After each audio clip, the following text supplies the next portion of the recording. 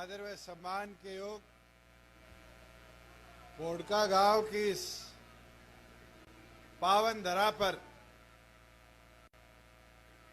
हमारे बीच में संयुक्त तौर पर भारतीय जनता पार्टी और जननायक जनता पार्टी के उम्मीदवार गोविंद जी,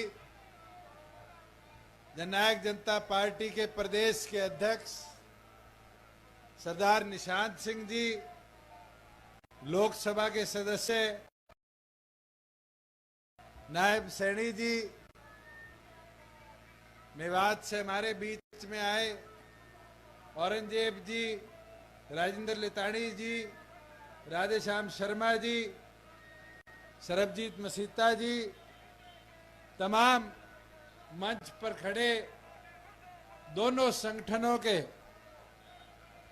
वरिष्ठ पदाधिकारीगण और आज पोड़का गांव की इस पावन धरा पर आए मेरे बुजुर्गों, मेरी माताएं, बहनें, युवा साथियों, मैं तो आज आपके बीच में भाई गोविंद जी के पक्ष में संयुक्त तौर पर हमारा गठबंधन इस सीट को ऐतिहासिक मतों से जीतने का काम करे उसका अनुरोध करने आया हूं। मगर साथियों,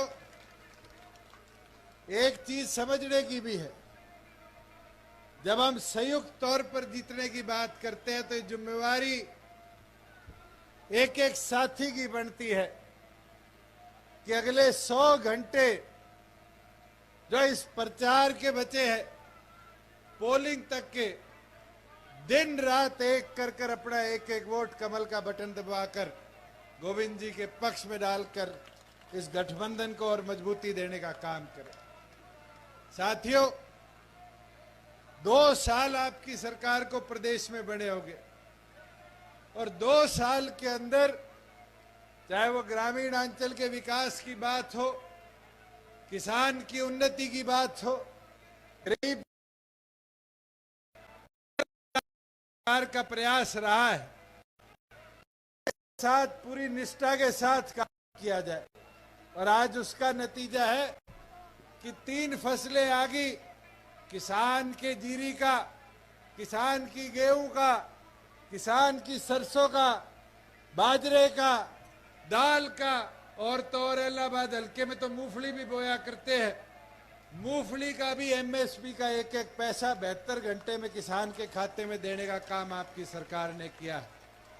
साथियों, मुझे वो दिन भी याद है जब किसान के खाते में पैसा देने की बात करी थी तो लोग विरोध किया करते थे, आड़ती विरोध किया करते थे, ये पैसा नहीं लौटाएगा।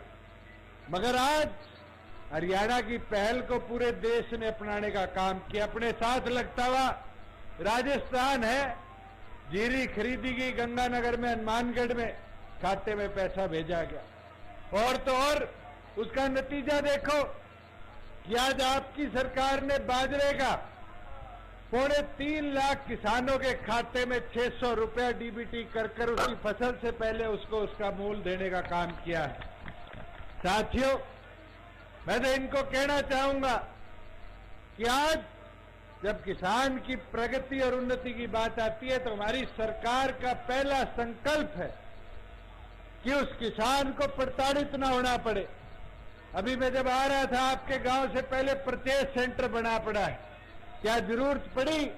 क्या किसान को रात को मंडी में सोना पड़ा? ये व्यवस्था आपकी सरकार ने बनाई कि किसान को समाचार कर जिस दिन बुलाया जाता है घंटों के अंदर उसकी फसल को खरीद कर आपकी सरकार उसको पूरा उसका मूल देने का काम करती है। मैं तो साथियों आपको इतना बोलना चाहूंगा कि आज बुढ़ापा पेंशन की बात करें। मुझे याद है जब सरकार बनी लोग 5100 की बात करते थे, पर हमारी सरकार ने 300 दिनों के अंदर बुढ़ापा पेंशन को 2000 से 2500 करने का काम किया और ये रुका नहीं है। जैसे जैसे आगे आपकी सरकार कदम बढ़ा रही है वैसे वैसे बुढ़ापा पेंशन दिन प्रतिदिन बढ़ते भी जाएगी। साथियों, आज हम बात करते हैं सड़कों की। अपने इस इलाके के अंदर पिछले वर्षों में जहां हमें सड़कों का विकास बड़ा लिमिटेड दिखा। आज पूरे हरियाणा प्रदेश के अंदर 2500 किलोमीटर सड़कें तो हमने प्रधानमंत्री ग्रामीण सड़क योजना के तहत बनाने का काम करी। साथियों, लगभग 7000 किलोमीटर जो हमारे गांव की सड़कें वो मार्केटिंग बोर्ड से रिपेयर करवाने का काम किया कि किसान को उसकी मंडी की आहाजात पूरी तरह सुनिश्चित करी जाए।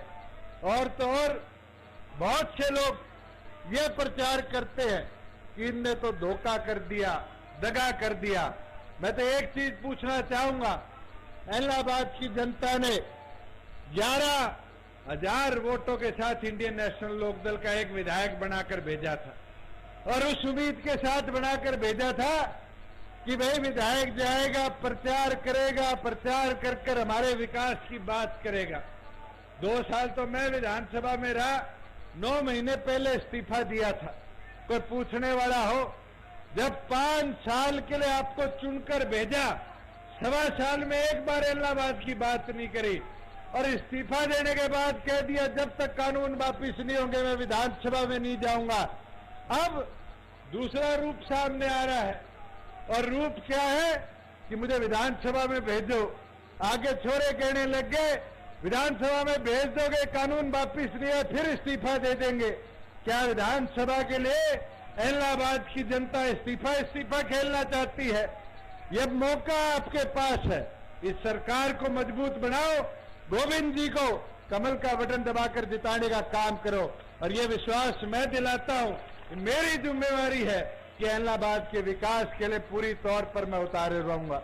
मैं तो एक कहावत जरूर आपको बता सकता हूं। एक बार एक राजा ने प्रण लिया कि मैं सबसे मजबूत आदमी के अपनी छोरी ब्याहूंगा और फिर उसके बारे में पूरे देश भर में भ्रमण करना शुरू कर दिया। घुमा फिरा के एक राजा मिला और उस राजा के पास कहते थे 58 तोपें थी, 98 बंदूकें थी। राजा ने कहा ये तो तोप बंदूकों वाला आदमी है, छोरी दे दो। ब्याह करा दिया। राजा जंगल में शिकार करने चला गया। 1 महीने तक शिकार करता रहा। 1 महीने बाद वापिस आया, आकर देखा रियासत तो खंडर हो चुकी थी। तो वहां पर आके पूछा कि क्या बात हुई, राजकुमारी के साथ जिसकी शादी हुई उस सेनापति ने प्रजा को संभालने का काम क्यों नहीं किया? तो साथियों, आगे से वजीरों ने क्या बोला, कहता महाराज एक चीज तो समझ आ गई, ये किसी को कुछ मानता नहीं और यहाँ कोई इसको समझाने का काम करे इसको वो समझ आता नहीं। तो साथियों, आज के दिन इनेलो की हालत तो यही करी। चौटाला साहब तो जब 2013 में जेल में गए तो पूरा राजपाट सौंप कर गए और ये सोच कर गए कि हमारे पीछे से पार्टी संगठन का विस्तार होगा। मगर कई पुराने साथी है यहाँ जिनने वो पीड़ा देखी है कि 7 साल के अंदर किस प्रकार से संगठन को तोड़ा गया। और बाद में जब साथी आए तो पहले मेरे को, फिर निशांत सिंह जी को, फिर लितानी जी को, फिर सरबजीत जी को, डॉक्टर साहब को, सबको पार्टी से निकालने का काम किया। मगर साथियों, ये चुनाव चौटाला साहब को बता सकता है कि जो सेनापति को चौटाला साहब ने चुनने का काम किया था वो तोप तलवारों वाला तो हो सकता है पर प्रजा की चिंता करने वाला नहीं हो सकता।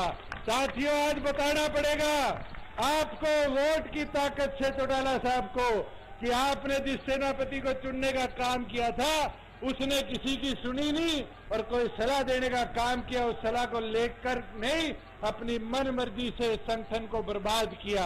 मैं तो आपको एक चीज जरूर बताना चाहूंगा कि हमने दिन रात 2 साल में इस प्रदेश की उन्नति और विकास के लिए काम किया है और हमारा प्रयास रहा है कि ग्रामीण अंचल और सशक्त हो और मजबूत हो। और अगर आप चाहते हो कि इलाहाबाद का आधा इलाका जो स्वयं प्रभावित है वहां खेती लायक व्यवस्था बनाई जाए, आधे गांव जहां पानी की किल्लत है वहां पानी पूरी मात्रा में पहुंचाया जाए, तो आपको अपना एक एक कीमती वोट पूरी मेहनत और लगन के साथ गोविंद जी को देकर उनको विधानसभा में चुनकर अपना नुमाइंदा बनाना पड़ेगा। चुनकर गोविंद जी को भेजो, जिम्मेवारी मेरी है। साथियों, विधानसभा के माध्यम से भी आपके कामों को करवाने का काम मैं करूंगा। ये सोच लियो गोविंद जी को चुनाव को नहीं, वो चुनाव मेरो है और थे दुष्यंत बन के ये चुनाव न लड़नो है।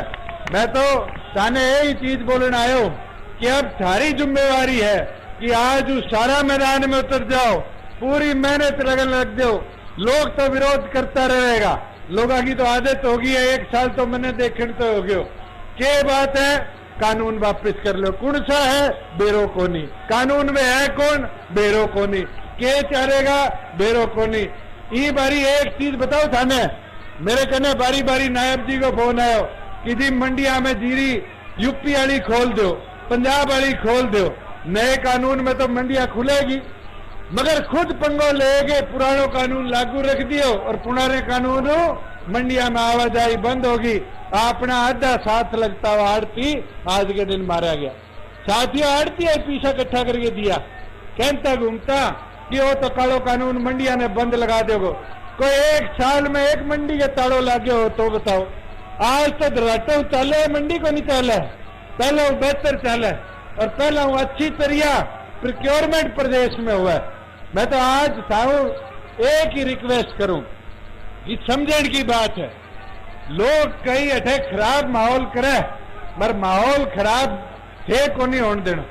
मजबूती डट के थे लड़ाई लड़नी है। बूथ संभाल लो, अगर थे बूथ संभाल गया 30 तारीख ने, तो 2 तारीख ने गोविंद जी ने मैं विधानसभा के अंदर सदस्य इलाहाबाद को देखा। मैं कर दोगा को नहीं करो? कर दोगा? हाथ आगे विश्वास दिलाओ, कर दोगा नहीं? मैं तो दोबारा तारू आई अपील करने आयो और एक चीज दोबारा बोल के जाऊं, गोविंद जी को चुनाव को नहीं, मेरो चुनाव है। साथियों,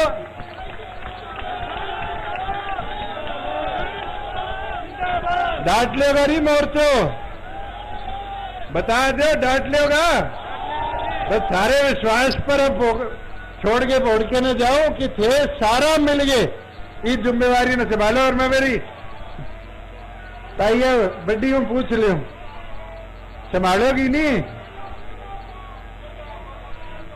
थे संभालोगी नहीं मोर्चो? देख लो, गीत गाना शुरू कर दो, गांव में जीत गा। और बेरो चालना चाहिए इनेलो ने, कांग्रेस ने, कि अब सारी टीम पूरे जोर शोर मैदान में उतर गई है। मैं तो यही अपील करें थारे बीच आयो, सारा जवान पर जो मान सम्मान दियो, जो आशीर्वाद दियो, भी खातर सारो सारों का आभार प्रकट करो। कृष्ण कंबोज जी, ओम प्रकाश जी, सारी टीम यहाँ है। मैं इनका भी आभार प्रकट करता हूँ कि इन्हें छोटे से नोटिस पर आप सबको इतनी भारी मात्रा में एकत्रित करने का काम किया। आप सबका बहुत बहुत धन्यवाद।